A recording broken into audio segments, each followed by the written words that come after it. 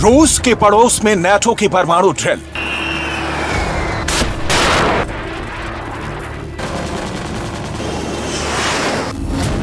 दुश्मन का काल कहे जाने वाले B-52 बॉम्बर से कांपा रूस के बिल्कुल पास का आकाश।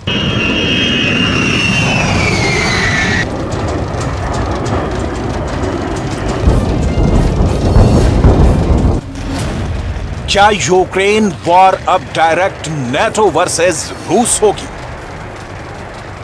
युद्ध की कानफोड़ू आवाजों से यूक्रेन कराह रहा है और दुनिया चीख रही है।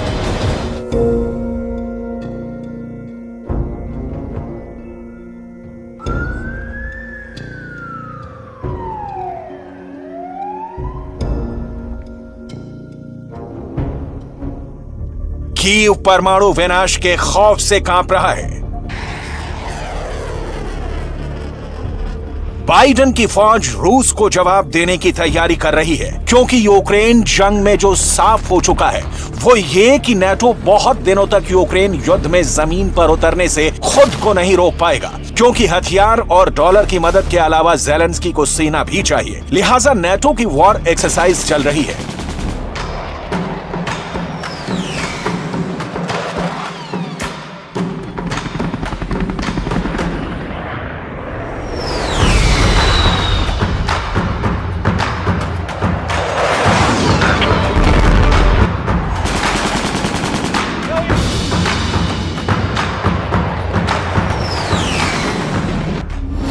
क्या नाटो के सैनिक यूक्रेन की जमीन पर जंग लड़ेंगे?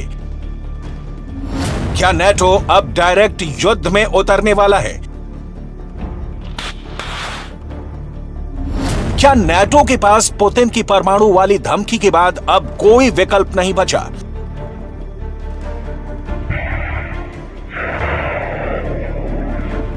क्या नाटो यूक्रेन के बहाने सिर्फ पुतिन ही नहीं, चीन को भी मैसेज देना चाहता है कि वो पुतिन को मदद देने से बाज आए? आसमान,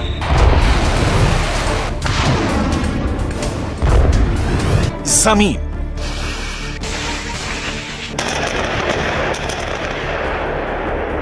और पानी में नाटो का यह युद्धाभ्यास है।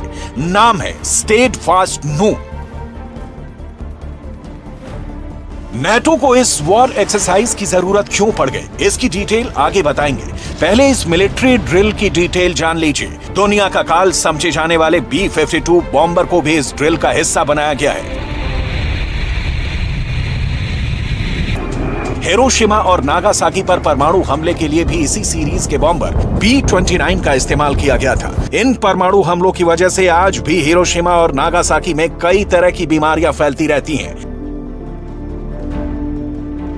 नाटो के मुताबिक स्टीडफास्ट नून में यूएस एयरफोर्स के B-52 बॉम्बर भी शामिल हैं। नॉर्थ डकोटा के मिनोट एयरबेस से दुश्मनों के दिलों को दहलाने के लिए लंबी उड़ान भर रहे हैं। वहीं बेल्जियम के क्रेन ब्रोगेल एयरबेस से एडवांस F-16 विनाशकारी मिसाइल से लैस होकर ड्रिल का हिस्सा बना है।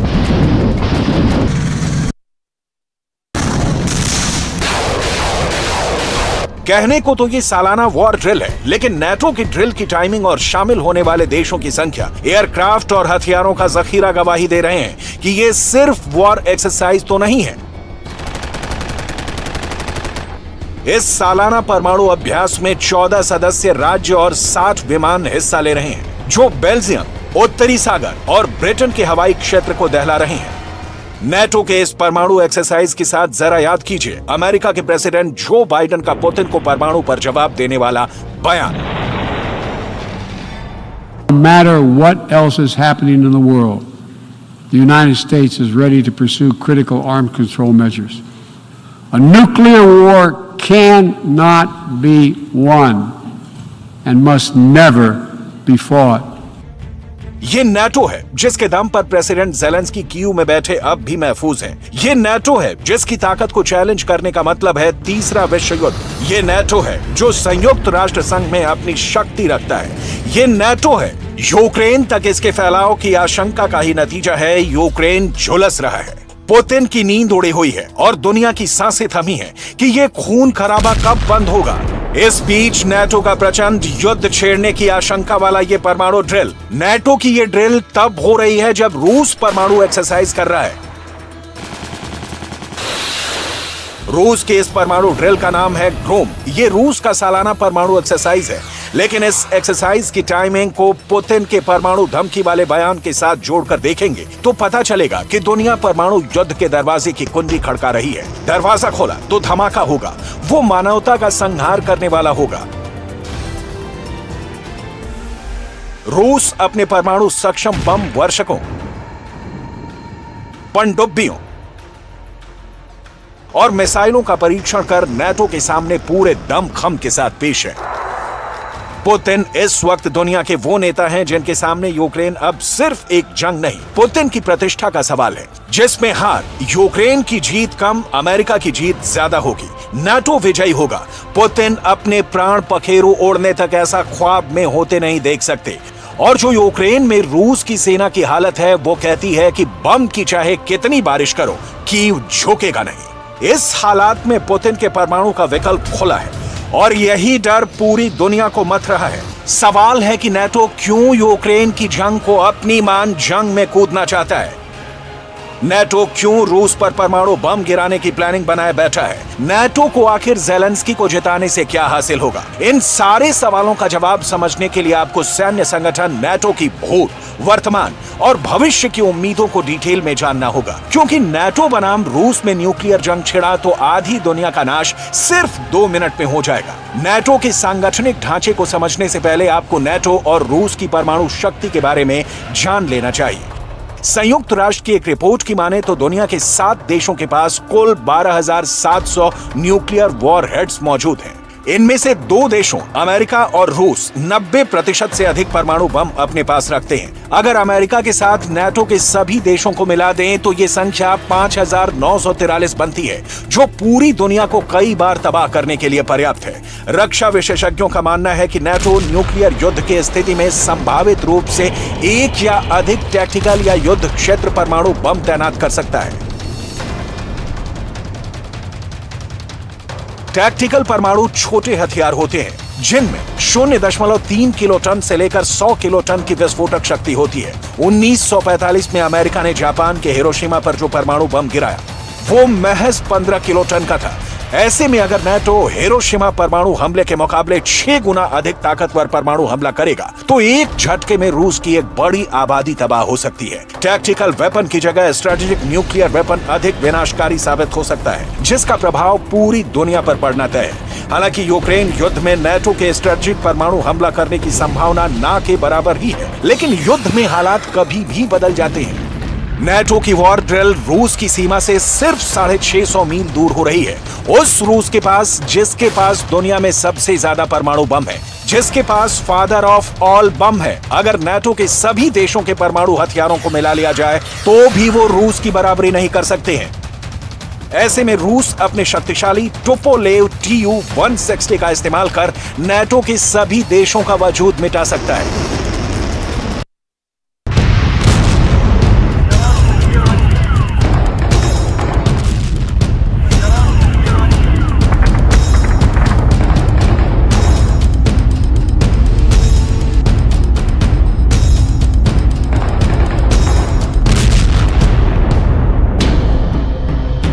जो फिल्मों में देखा था, कहानियों में पढ़ा था, वो अब कीव के अंदर हकीकत में हो रहा है। एक शहर पर ड्रोन्स की आर्मी ने हमला कर दिया। शहर की सुरक्षा में लगे जवान आसमान पर टकटकी लगाए देखते रहे।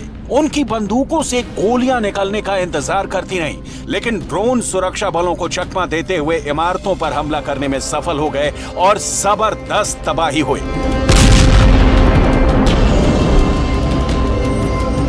पुतिन ने इस बार ना तो कलेब्र मिसाइल निकाली, ना इस्कंदर मिसाइल का इस्तेमाल किया और ना ही सरमत मिसाइल का जिक्र हुआ। ईरान से आए हुए सस्ते ड्रोन कीव के आसमान में आए और जबरदस्त तबाही मचाकर खुद भी खत्म हो गए।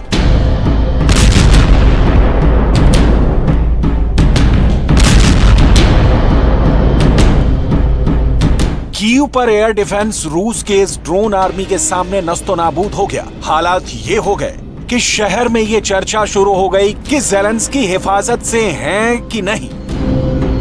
किसी ड्रोन ने ज़ेलेंस्की को टारगेट करने की कोशिश तो नहीं की। दुनिया में यही सवाल चर्चा में है कि आखिर ड्रोन हमलों के डर से किस बंकर में जाकर छुप गए ज़ेलेंस्की।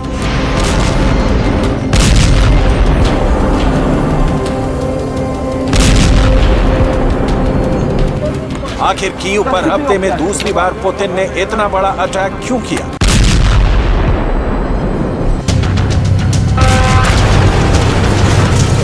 कीव पर इतनी दिशाओं से हमला किया गया।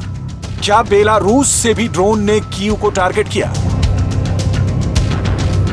हर सवाल का जवाब मिलेगा, लेकिन पहले देखिए एक्सक्लूसिव तस्वीरें।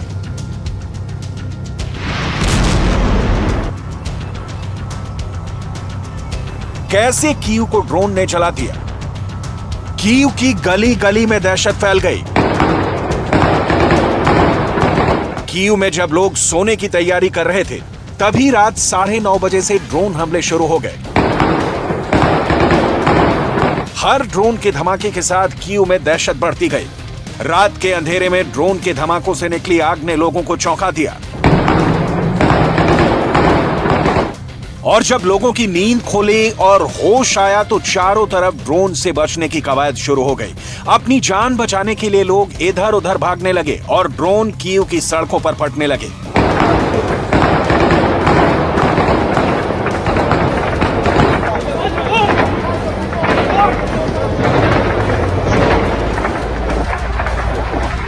कीव के अंदर लोग दफ्तरों, मॉल और दुकानों से निकलकर सुरक्षित ठिकानों की तलाश कर रहे थे। इस तस्वीर में तो ड्रोन बिल्कुल साफ नजर आ रहा है। बिल्डिंग के ऊपर ड्रोन नजर आते ही कीव के सुरक्षा बल ने फायरिंग की, लेकिन ड्रोन अपना काम कर गया।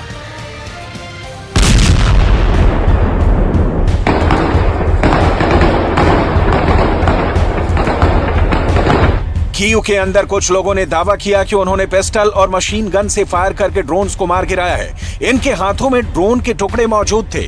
पुतिन ने पूरे कीव को डरा दिया। राहत और बचाव कर्मियों ने काम शुरू किया। बहुत मुश्किल से जली हुई इमारतों के मलबे से लोगों को निकाला जाने लगा।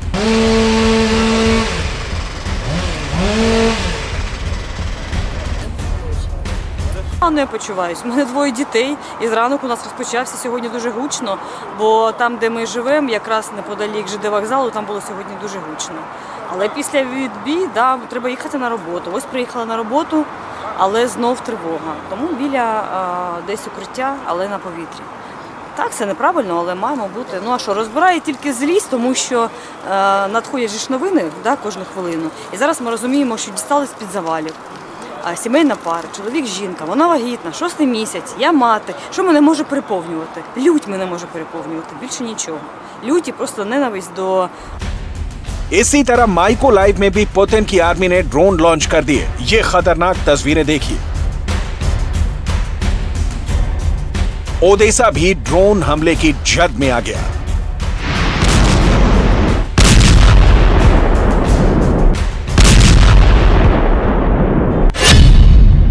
ईरान ये दावा करता है कि उसके ड्रोन शाहिद 136 की रेंज 2500 किलोमीटर है। इस दावे के हिसाब से देखा जाए तो शाहिद 136 ड्रोन से रूस के सुदूर प्रांत कुंगूर से भी कीव पर हमला किया जा सकता है, क्योंकि वहां से कीव 2300 किलोमीटर दूर है। पुतिन अगर चाहें तो मॉस्को से बैठे बैठे कीव पर हमला करवा सकते हैं। मॉस्को से कीव मात्र 900 किलोमीटर दूर है। क्रीमिया के सिम्फरपोल से कीव की दूरी 800 किलोमीटर है और बेलारूस के मिन्स्क काजा से भी ड्रोन हमला कर सकता है। यह भी कीव से 550 किलोमीटर दूर है। मतलब ये कि कीव पर हमला करने के लिए रूस के पास जमीन की कोई कमी नहीं है। सबसे बड़ी बात यह है कि यूक्रेन के आसमान में कई घंटों तक मौजूद रहने वाला ड्रोन आखिर यूक्रेन के एयर डिफेंस से बचा कैसे। लेकिन यूक्रेन का दावा यह है, जबकि यूक्रेन का दावा यह है कि कीव पर 28 ड्रोन हमले हुए, 23 कीव के एयर डिफेंस ने नष्ट कर दिए और 5 टारगेट पर हिट हुए। इसी तरह ओडेसा के अंदर रात 3:30 बजे से सुबह 7 बजे तक 6 ड्रोन मार गिराए गए और 9 माइकोलाइव के अंदर शूट किए गए। Знищено загалом якщо брати атаку, починаючи з 21:30 вчорашнього вечора, так вже ночі можна сказати, і по цей час наразі вже підтверджено щонайменше знищення 37 дронів камікадзе. Усі летіли з південного напрямку. Якщо за попередніми підрахунками, це як мінімум 85-86% знищено протиповітряною обороною і повітряних сил. Також долучилась і протиповітряна оборона інших сил оборони і сухопутних військ. अब सबसे बड़ा सवाल यह है कि आखिर ज़ेलेंस्की कहां पर है। खबर यह है कि कीव के बीचों बीच ज़ेलेंस्की का एक सुरक्षित बंकर मौजूद है और जब भी कीव पर हवाई हमले का सायरन बजता है, ज़ेलेंस्की को फौरन बंकर के अंदर पहुंचा दिया जाता है। ज़ेलेंस्की का यह बंकर अत्याधुनिक सुविधाओं से लैस है और यहीं से वो युद्ध को ऑपरेट कर रहे हैं। सवाल यह है कि आखिर कीव का किला कितना मजबूत है। कीव की सबसे बड़ी सुरक्षा नीपर नदी है। जब कीव पर टैंकों से हमला किया गया था तो रूस के सैकड़ों टैंक इसी नीपर नदी में धंस गए थे, क्योंकि कीव के प्रशासन ने नीपर नदी के बांध खोल दिए थे और कई किलोमीटर तक पानी फैल गया था। इस पानी में फंसे हुए रूस के टैंक बहुत आसानी से ज़ैवलिन मिसाइलों और ड्रोन्स का शिकार हो गए थे। लेकिन कीव की कमजोरी आखिर क्या है? कीव की सबसे बड़ी कमजोरी यह है कि उसके पास अभी तक कोई पुख्ता एयर डिफेंस नहीं है। एयर डिफेंस को लेकर अमेरिका से ज़ेलेंस्की की बातचीत शुरू हो चुकी है।